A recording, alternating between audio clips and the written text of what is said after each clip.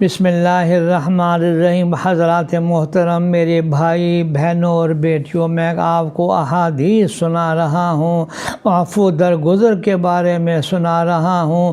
آج پہلی روایت حضرت صلی اللہ علیہ وسلم نے فرمایا، اپنے آپ کو حسد سے خوب اچھی طرح بچاؤ، کیونکہ حسد نیکیوں کو ایسے ختم کر دیتا ہے جیسے خشک لکڑیوں کو آگ ختم کر دیتی ہے۔ آپ صلی اللہ علیہ وسلم نے صاحب فضل و کمال انسان کی علامت یہ ذکر فرمائی ہے کہ وہ زبان کا سچا ہو، اسے اپنی زبان پر مکمل کنٹرول حاصل ہو، زبان سے سرزد ہونے والی تمام برائیوں سے خود کو بچاتا ہو، جیسے جھوٹ ہے، غیبت ہے، بد کلامی ہے، گالی ہے، تہمت ہے، وعدہ خلافی وغیرہ۔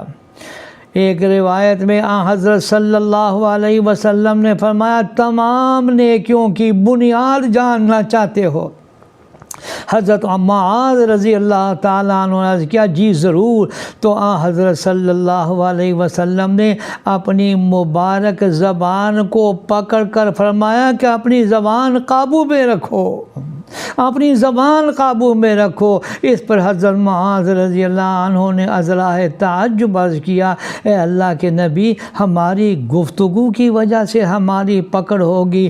نبی کریم صلی اللہ علیہ وسلم نے فرمایا، اس تعجب کو دور کرتے ہوئے فرمایا، ارے معاذ، اللہ آپ کا بھلا کرے، زیادہ تر لوگ اپنی بدگوئی کی وجہ سے جہنم میں اوندے منہ ڈالے جائیں گے۔ یا اللہ ہمیں اپنی زبان کی حفاظت کرنے کی توفیق عطا فرما، آمین۔